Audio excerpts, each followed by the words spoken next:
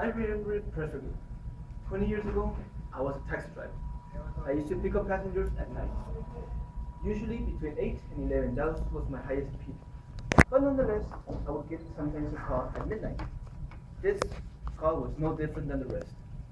My other co-workers, my colleagues, they were always frustrated about this call, especially if it was after midnight.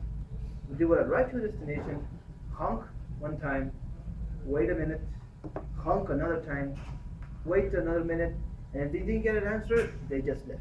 They were taxis. There was other people always ready to pick them up. I, on the other hand, always felt that these people who made the call always needed those taxis. They relied on that transportation. Besides, this person who called me, she sounded kind of urgent. So I decided, nonetheless, there was no harm, there was no danger. I went to this person's house. I saw there was enough light. I said, well, there was no rush. So I went down. I knocked on the door. I then used the klaxon. And I fairly heard something. 1 minute, please. 1 minute. I waited there 10 minutes. Now I realize why my colleagues always get so desperate and always leave. But I remain calm. I stay there. Suddenly I just heard a bang, bang, bang, bang, bang, bang. And out of nowhere, this old lady opened the door and had a big briefcase, big suitcase. This lady was in her mid-80s, almost 90s. She had this fancy little dress, pink, long dress, funny hat, pointy one. If you saw her, you would see someone from the 1940 movies. She looked very crippled. She looked very weak. But of course, nonetheless, as a gentleman I am, I took her briefcase and I went to the taxi. I put it in the trunk, then I went to get fetch her. So when I was with her, I extended my arm, and she says, "Oh, how nice! Thank you, gentlemen." So she grasped my arm. Of course, being an 80-old lady, she walks very slowly, very slowly. Even though it's like 10 feet away from the taxi car, it took us like 50 minutes just to get there. Nonetheless, I felt honored to have this lady be my passenger. So I opened the door and I let her in. And she says, "How lovely! How is it possible? You're so young, you're so gentle." "Well, madam, I like to treat the customers as if they were my own mother or my own father. I like to treat them well." How delightful. Thank you very much. So she goes in. So I get in the taxi and I look in the rear mirror, her eyes, her face. There was something different about her. She felt not sad, not joy, as if there was no reason to live, as if she was only there. And out of nowhere, as she was reading my mind, she said softly, "I don't have any more family left. I'm alone. The doctors say I only have a couple days left. What else should I do? My apartment, there's nothing, just furniture, all covered with sheets. There's no clocks, no kids playing, everything's in the boxes. I have no reason.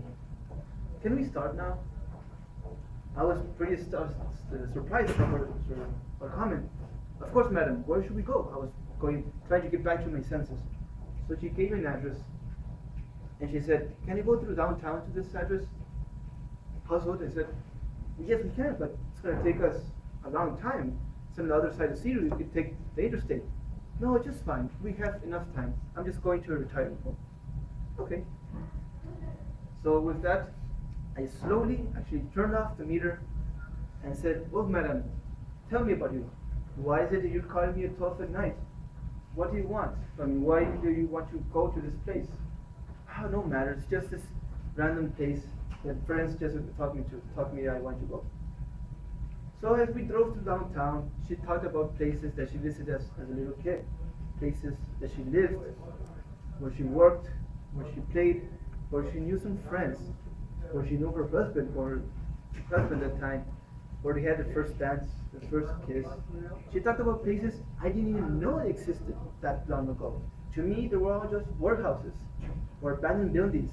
I didn't know there was history behind all these beautiful places she was talking about. But always, all those places, she was fascinated. She was joyful talking to those places as she was living that moment 40 years ago, 50 years ago.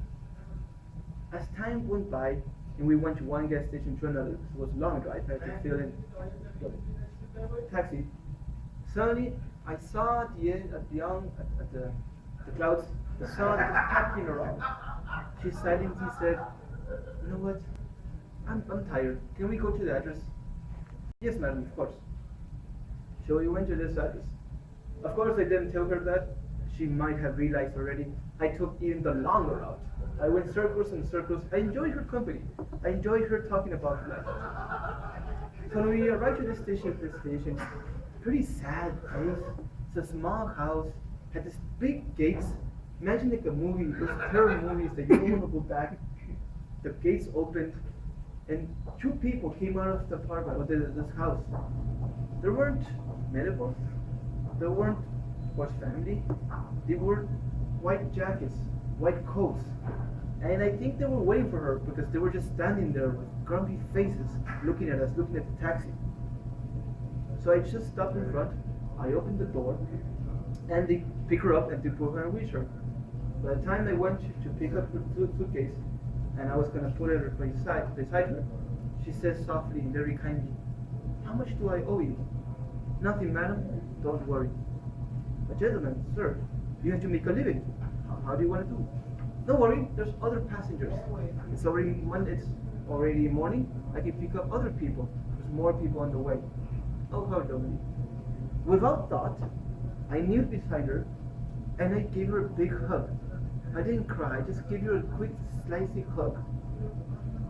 And she said to my ear, "Thank you. You made this woman enjoy her last moments. Thank you very much for your company. Thank you for being a friend." So I give her a good kiss on the cheek, and I go back. Without turning around, I just hear a door slam.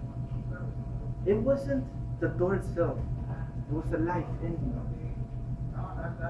After that, I thought, well, what did I do? What did I do different? I didn't do something special. I just went to her house. I waited for her. I talked to her. What if she had another taxi driver? Someone angry. Someone that didn't want to accept driving her to town. Someone that wasn't happy. I just was normal. I was happy for her. I was talking for her. Sometimes we want to realize that special moments. We're waiting actually for those special moments. But it never occurs to us that those every moment, as normal as they are very special. We have to be very grateful. Thank you.